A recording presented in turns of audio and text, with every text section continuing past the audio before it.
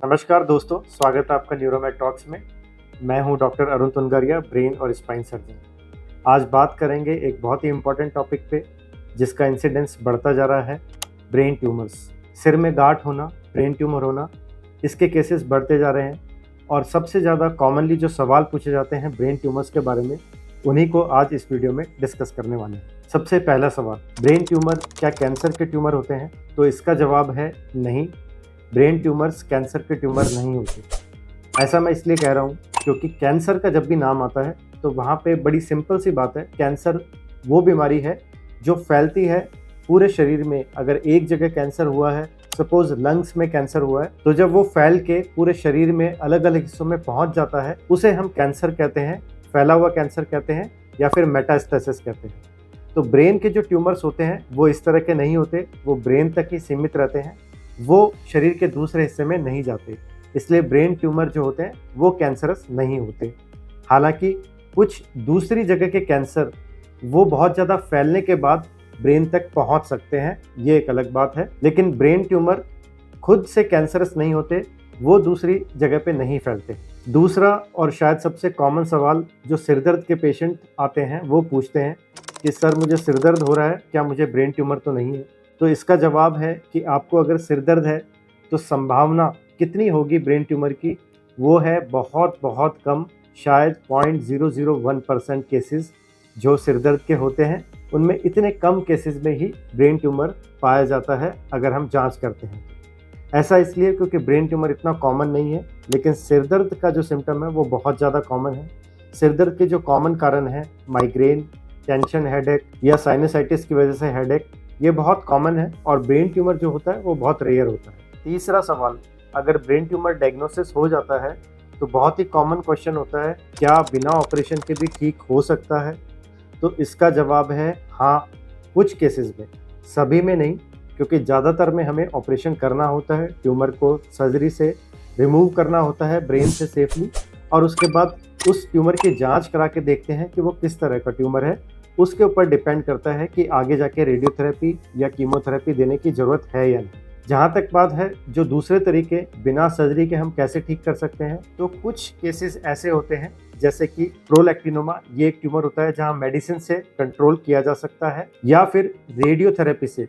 कुछ केसेस में रेडियोथेरेपी, जिसको आजकल रेडियो सर्जरी भी कहते हैं, उससे अगर बहुत छोटा ट्यूमर है तो उसे बिना सर्जरी के कंट्रोल किया जा सकता है। चौथा सवाल जो बहुत कॉमनली पूछा जाता है, सिर का जो ऑपरेशन होगा ब्रेन ट्यूमर का, उसके बाद लाइफ कैसे रहेगी, रिकवरी कैसे होगी?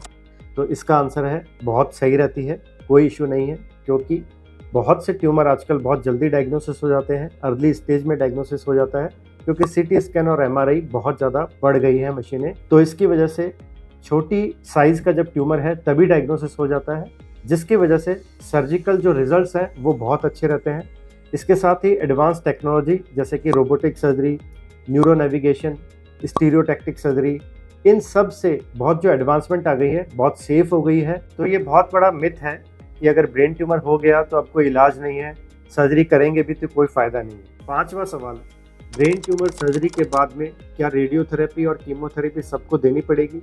तो इसका जवाब है नहीं, सबको ज़रूरत नहीं होती है। दो चीज़ों पे डिपेंड करता है, एक तो ट्यूमर की जो सर्जरी हुई है उसमें ट्यूमर कितने अच्छी तरीके से पूरा निकला है।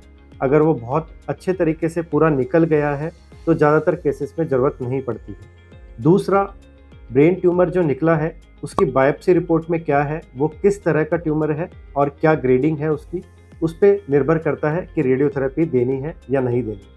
कुछ केसेस में जहाँ पे ग्रेड ज़्यादा होती है वहाँ पे रेडियोथेरेपी और कीमोथेरेपी ब्रेन ट्यूमर सर्जरी के बाद दी जाती है, ताकि पूरी तरह से डिजीज़ को कंट्रोल कर सकें। तो दोस्तों, ये थे कॉमन 5 सवाल जो लोग पूछते हैं ब्रेन ट्यूमर के बारे में। एक एडिशनल सवाल और भी ऐड कर देता हूँ कि क्यों होते हैं ब्रेन ट्यूमर। ये भी बहुत कॉमनली लोग पूछते हैं कि ब्रेन ट्यूमर क्यों हो जाता है। कई बार बहुत गलत भ्रांतियाँ भी हैं इस बारे में कि सिर में बचपन में चोट लगी थी, इस वजह से ट्यूमर हो गया है, या फिर सिर दर्द बहुत ज़्यादा रहता है, उनको भी क्या ब्रेन ट्यूमर होने की संभावना रहेगी? तो दोनों ही केसेस में ये बिल्कुल मिथ है, बिल्कुल भ्रांति है। अगर सिर में चोट लगी है तो उससे कोई भी ट्यूमर नहीं बनता है, और अगर आपको सिरदर्द भी बहुत लंबे समय से है जिसका कारण माइग्रेन हो सकता है या कोई और कारण है, तो उसकी वजह से भी कोई ट्यूमर वहाँ पे नहीं बनेगा ब्रेन में, बिल्कुल निश्चिंत रहिए। तो फिर सवाल ये आता है कि ब्रेन ट्यूमर क्यों हो जाता है? तो इसका आंसर ये है कि जिस तरह से बॉडी में दूसरी जगह पे ट्यूमर या कैंसर डेवलप होते हैं, जिसके कुछ कारण जेनेटिक होते हैं और कुछ एनवायरमेंटल कारण होते हैं। एनवायरमेंटल कारण मतलब अगर आयोनाइजिंग रेडिएशन लगा है या फिर कार्सिनोजेंस जो सब्सटेंस कैंसर को प्रोड्यूस करते हैं उनका एक्सपोजर ज़्यादा होता है, जैसे कि सिगरेट स्मोकिंग, अल्कोहल, इन चीज़ों से भी ब्रेन ट्यूमर होने के चांस बढ़ जाते हैं। तो दोस्तों ये थे ब्रेन ट्यूमर पे पूछे जाने वाले सबसे कॉमन सवाल। इसके अलावा भी आपके कोई सवाल हैं तो कमेंट्स में ज़रूर पूछिए। इस वीडियो को शेयर करिए ताकि मैक्सिमम लोगों तक इस तरह के अवेयरनेस वाले वीडियो पहुंच सकें, अवेयरनेस क्रिएट हो सके ब्रेन और स्पाइन के टॉपिक्स के बारे में। Thank you so much.